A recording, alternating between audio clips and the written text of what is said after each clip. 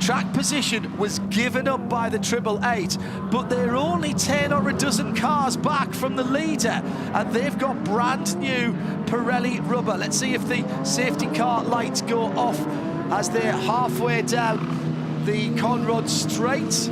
The problem with that is they've got Andy Soucek in the Bentley to get through as well. So they're in the equation. Correct. Just in the back of this queue here. And what about Alex Imperatori in the Nissan, who's still weaving?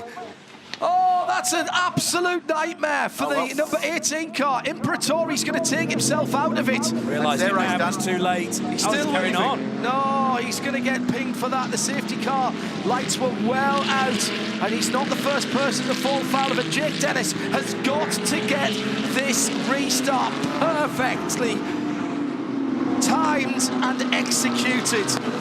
Big deep breath, everybody. Pull down on the belts. Focus forward. Watch out for the Bentley coming through. No new tyres for Soucek, but a very fired up driver. What about Shane van Gisbergen as we go 3 wide across the line? The 760 very sportingly pulls out of the way and takes no part in what's going on. 62, Jake Dennis restarts, and it is a perfect restart from the 999 in second place, down the 912. That's the Porsche of Matt Campbell. Chaz Mostert just has to deal with a bit of traffic. He's through that now as well. Imperatori's going to be taken out of this for weaving, coming back to the green flag. Well, the 3 of the best young stars in GT racing. Oh no, he's off and almost in the fence. Right, scratch the Nissan GTR out one way or another. Yeah. Move on, Bentley now in the game. So watch for Andy Soucek. The point I was going to make, 3 of the great young stars of global GT racing. 1 from the UK, 1 from Italy, 1 from Australia, all in their early 20s, making a massive shake of things at the front of this field. What's the Porsche got? Has it got enough to get past the big AMG and go after the Aston Martin? This has been an extraordinary restart for that car, though. Jake Dennis disappearing up the road. Safety car lights clearly out. Imperatori clearly weaving. You'll be asked to come back into pit lane for that. And this was that big moment. Tried to sail around the outside of Chaz Mostert. It's been done before. Really on restarts, though, with that amount of commitment required. Just shows how little grip there is now at Griffin's Bend. If you get it slightly offline, as Imperatori was neck and neck with the BMW, but we are down now, I reckon, to 6 contenders at the head of the order. Matt Campbell's advantage, if he has one in the Porsche, is that the tyres on that car, although they've been on a long time, are probably in a slightly better condition than the car that he's hunting down because of the Porsche's very light use of the Pirelli rubber. Restart protocols. I repeat, black flag, car number 18, pit lane penalty drive-through. Scratch the Nissan. Day done. They'll serve a drive-through. They'll drop to the back of the lead lap. And that's their day done. They'll have to settle for what will probably be 7th position in this race. Different manufacturers in the top 5 positions. Aston Martin, AMG, Porsche, BMW, Bentley, the world's best. Different engines, different places for the engines. We've got a V12 leading from a V8, both in the front, then a flat 6 sitting behind the driver in the Porsche. This is building up to be an absolute pressure cooker of a finish to this year's Liqui Moly Bathurst 12. That Porsche's punching out of slow corners extraordinarily well. Campbell just shows the nose to Raffaele Marciello on the run into turn 2. It wasn't far enough to commit, but it's a theoretical move. If he's good enough out of turn 1, it might be enough to send it. To do what he did to Chaz Mostert, just get to a point where he goes, I'm going to commit. Yeah. It's win it or not. And Raffaele's sliding the car around. He's in real trouble on old tyres. Remember, the Porsche has new Pirelli tyres. The big Mercedes AMG does not.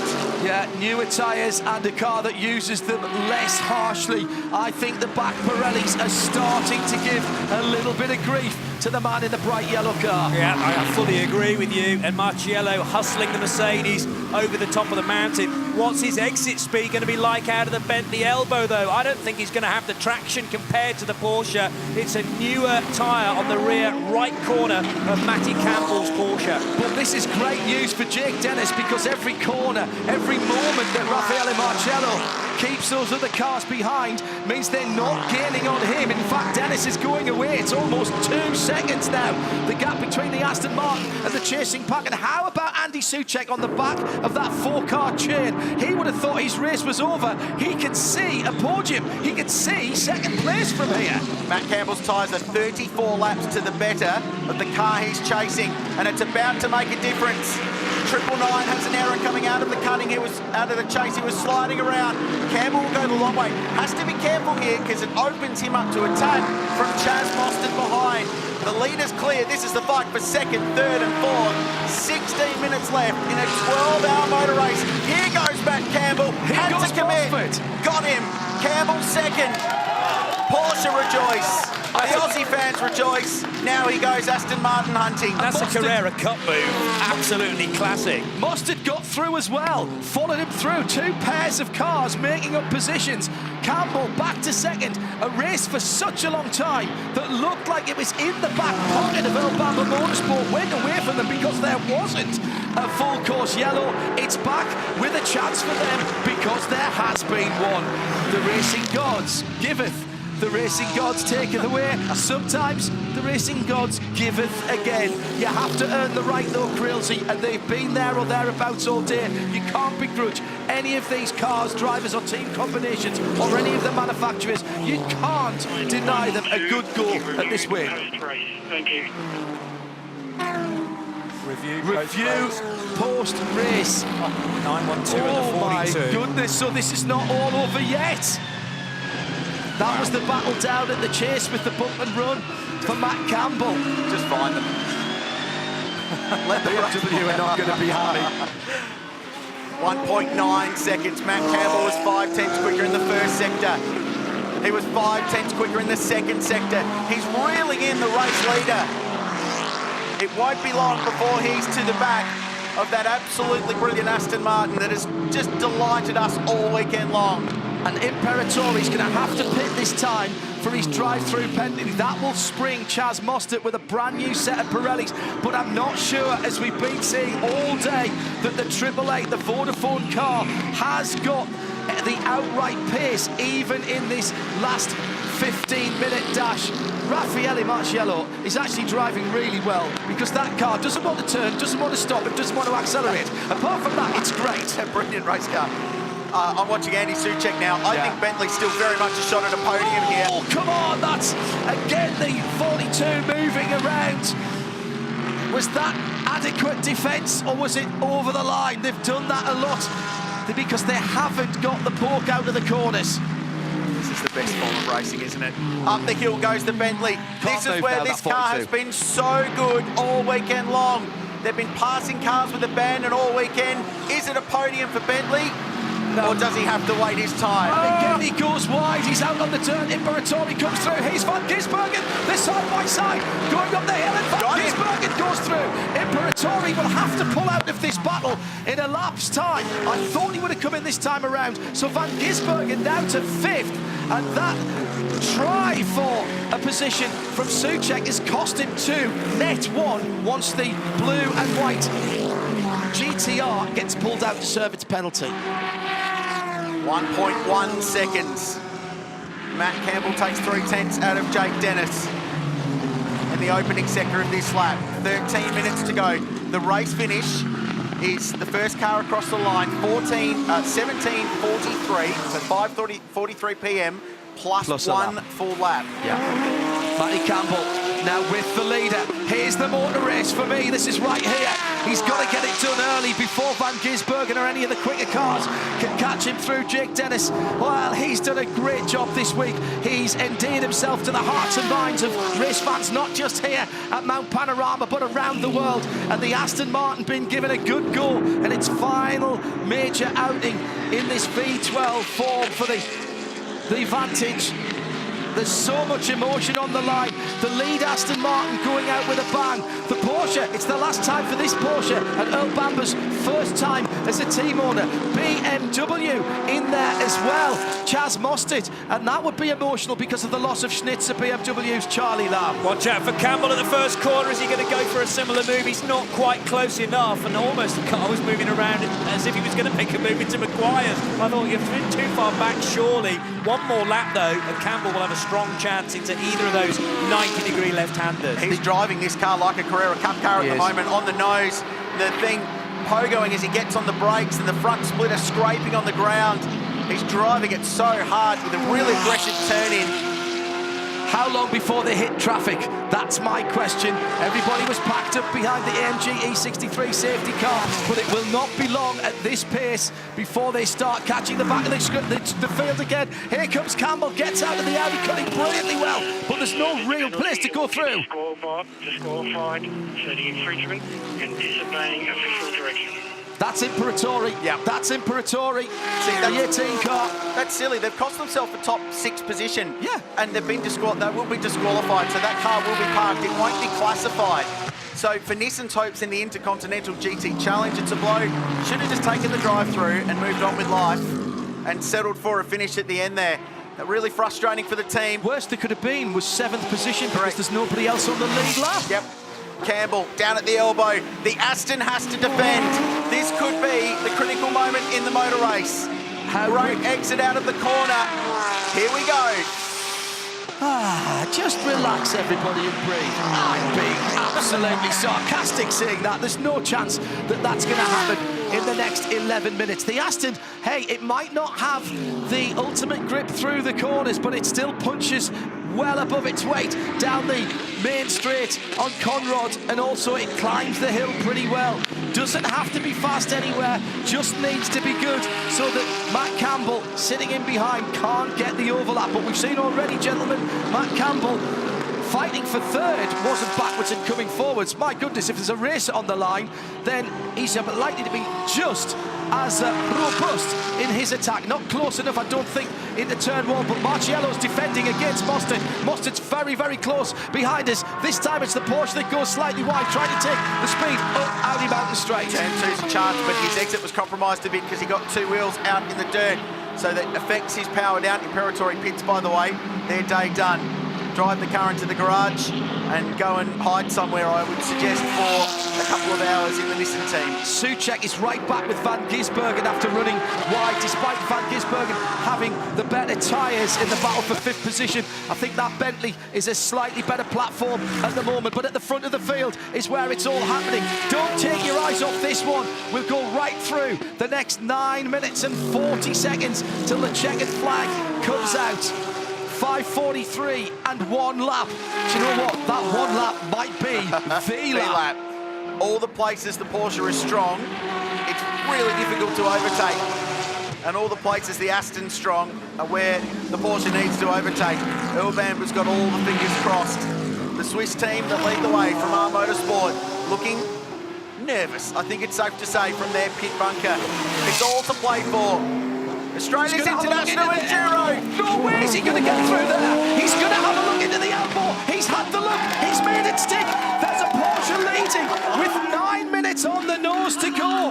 I just had a feeling, even before he moved for it, that he was setting up. But here comes the Aston. That's not done. The Aston gets the toe, goes to the right-hand side. Here comes the traffic. Oh, it was the McLaren, wasn't it, that was in the way, but still, that means that Matty Campbell has to defend into the chase. But I think he's got it done. I think that was the only chance that the Aston had to get it back. McLaren might have just won the race for Porsche because that was Jake Dennis's opportunity. Not done yet. Campbell defends, pushes the boundaries of what's acceptable and moving back across to cover your line. He's got one more go, Jake Dennis, because if they get to the top of the mountain with the Porsche in front, I think it's gone. Can I just remind everybody, there's an incident under review after the race for the 912 Porsche, so he needs to clear off, because if he gets a time penalty, he may need the distance that he can make up. Earl Bamber, his name is on that Porsche, and Matt Campbell is within striking distance, within 8 minutes now. Meantime, behind, here comes Soucek on Van Gisbergen, but he's not close enough. Mustard, Soucek, Van Gisbergen, all closed in on Marciello. That's 4 cars fighting for the last step of the podium. And Jake Dennis, we'll see what sort of lap speed he's got if he can stay with it. Very wide at the Audi Sport cutting. He's throwing away time. And the more he does that, he'll drop back into the clutches. Here's the move. There was almost a Porsche which down the inside. There was no contact. And if there was, it was the lightest of light little touches. Here it is. Yeah, a little bit of a push, but there's nothing wrong with that. That's good, hard motor racing. Matt Campbell sails through, grabs the race lead, heads up driving both young men. The thing I liked about that was that there wasn't a hint of bump and run. No. I don't think he hit him in the rear. It was just a slight graze side to side, but Campbell was already in the position to overtake. Racing room, that is the definition of it. Credit as well, Jake Dennis, here for the first time. He could have turned down on that. It probably would have ended both of their races, but he didn't. Fair play. Now, what sort of lead does Matty Campbell have to open up here? 10 seconds? I think it's 10 or 15 seconds. I think it's 5 at the least. Yeah. Well, the other thing, though, how much is Jake Dennis taken out of the Pirellis on his car, fighting off a car that had much newer rubber on it? Because Marciello and that line of cars from 3rd, 4th, 5th and 6th are closing him down. This could yet not even be a podium finish for the Aston Martin, with still probably 4 laps to go. Well, I'll tell you, this time around, Matt Campbell 205.4, Jake Dennis 207.0. He's 1.4 seconds, 1.6 seconds slower per lap at the moment. Look at Van Gisbergen going down the inside, turn 1. That's a pass for position. He gets up the inside of Chaz Mostert. It's like a supercar race. Mostert's going to come back at him. What a battle this is. And final spot on the podium still up for grabs. Raffaele Marciello just in front. They're wheel to wheel here. The Bentley's going to have a go. Andy Soucek will never say die and wants to keep himself in this race despite all that's gone on. But Shane Van Gisbergen goes through, and after everything they've been through today, the Team Vodafone car's still a shot at a podium. Yeah, and he's got much newer tyres than the struggling Raffaele Marciello ahead of him. Marciello was struggling 5 laps ago. I'll tell you this, I don't know much about tyre technology, but they're not getting any better. It's not going to be helping him out. And here comes Van Gisbergen. There's a bright yellow 999 car that's between him and a podium finish. What do you see happening here? Only one thing. Maximum attack from Van Gisbergen. Campbell's had a shocking first sector and he's lost a bit of time. Oh, through! Oh, it goes the Van Gisbergen car trying to pass the back markers in front of them. It's all beginning to bundle up behind the 999 down into the Bentley elbow. Thank goodness the 55. The little Janetta stays well out the way, but Soucek's got a great run on the BMW. He's going to have a chance here. How hard is Mostert going to defend? Mostert can still see a podium as well. All of these guys can see the final step on the podium, and they don't want to give it up. The final step on the podium is bright yellow, and it's flapping debris on the right and left-hand sides. And it's fast young Italian driver who's holding on for grim life at the moment to try and keep themselves on the podium at Mount Panorama. Van Gisbergen now will go the long way round at Maguire's turn. Square off the corner and get a better exit. Van Gisbergen's got the grip from the back and immediately into the defensive position by the 999. He's driving right down the middle of the road. Here comes Soucek again. I tell you what, Marciello, he's on the ragged edge here in every way, shape or form. He drops his left. Check that right rear Pirelli into the dirt. Soucek gets another good run. Everybody's going to be fighting issues now. Van Gisbergen still in with a chance of the podium. Dennis trying to make some time back on Matt Campbell, who still leads. It's all still to play for. There still could be changes. Soucek suddenly off the pace after he ran wide at destination New South Wales Griffin Bend a couple of laps ago. I wonder if he's picked up a bit of debris on the Pirellis. It's going to be tight, this, as to whether this is the penultimate lap or the next one will be. So close, though, on the clock. And the Mercedes-Benz AMG GT3 versus another one of Shane Van Gisbergen, trying to get up the inside of Raffaele Marciello. But good straight line speed from the Italian, despite it being on very old Pirelli boots. Heading for the full commitment section of the mountain now, and Skyline in the distance.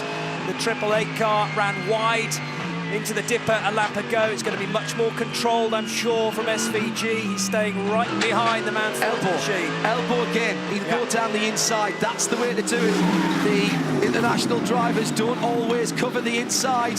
Come in a bit late. No, he wasn't close enough that time around to pull off the Matty Campbell that we saw to take the lead of the race. What, 3-4 laps ago now? But again, he gets a good run on the similar car.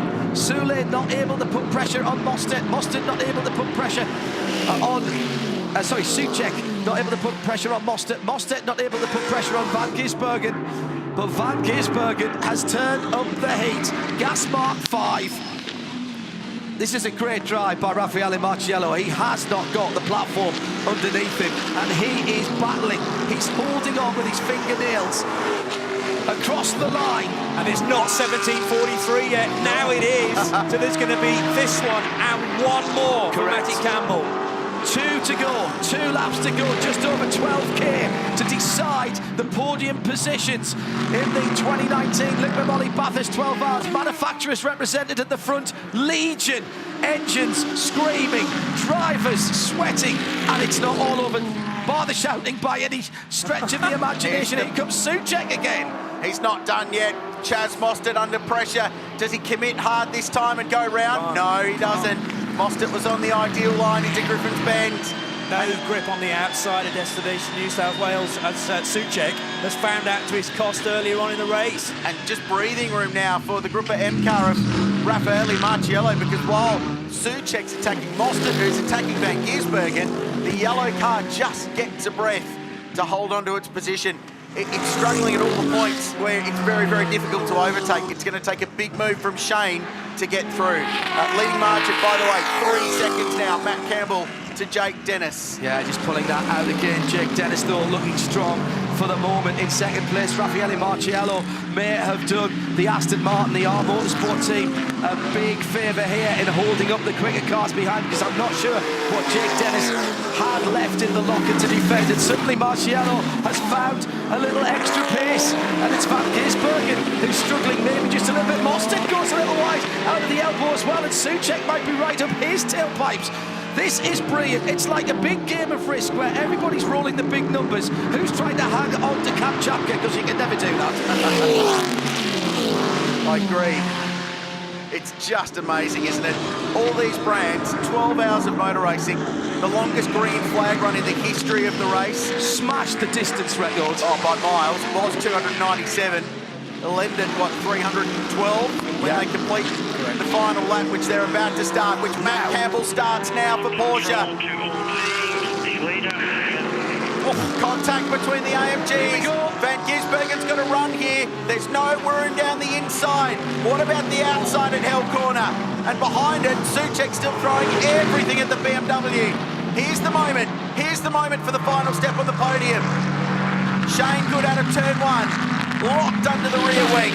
Identical cars. Traffic ahead, Krilsey. That could play a part here.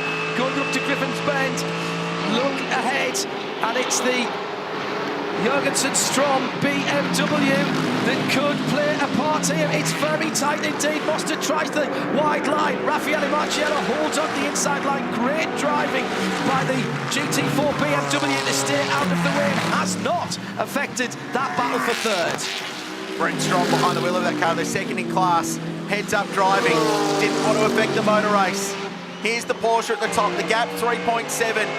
Well, we know there's a post-race investigation. For the moment, we can't factor that in. No. Because they're going to get the checkered flag first if we can bring it home the last half a lap. And the race that Porsche desperately wanted to add to their tally of every major endurance race the world has to offer. They're about to do it. And it's all down to the young Aussie who took a safety car opportunity and then fought and managed to get through to the race lead. What a drive. A star of Australian motorsport. Matt Campbell is about to win this race for Porsche.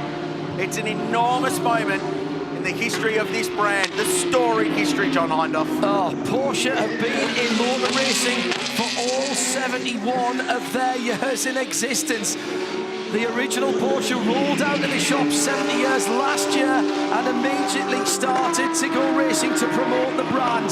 The 911, the longest serving Porsche model, and the last race for this iteration of it, wins the 2019 Liquid Moly Bathurst 12 hours with a 3.5 second gap coming to the line. Marshall holds on just, I think, for third position, but by next to nothing from Van Gisbergen. Jake Dennis brings the Aston Martin home in its final outing as well. There will be lots of emotion.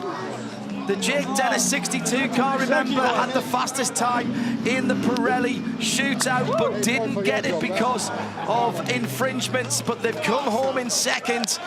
912 Porsche, 62 Aston Martin, 999 AMG GT3. That's your top three. Shane Van Gisbergen missed the podium by 0.2 of a second. It was 12 hours. Wheel to wheel at the line.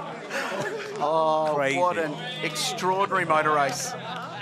Again, we say it every year, but it just continues to deliver us something phenomenal every time. Well, you're never left wondering with what Shane's got to offer on the table. Shay. Earl Bamber, critical part in Porsche's 17th and 19th overall victories at Le Mans. Your first big win as a team owner, and it's a race that Porsche had never won before. How badly did you want this? I mean, we wanted it better. You see the guys celebrating here. It was a crazy 1 month to be able to try and pull this off. I have to thank everyone in the team. I mean, Greg, my right-hand man, my brother, we worked flat out, days and nights. I think I slept 3 hours every night this week, prepping everything. And these guys, this team is just a monster. And this is just the first one for us.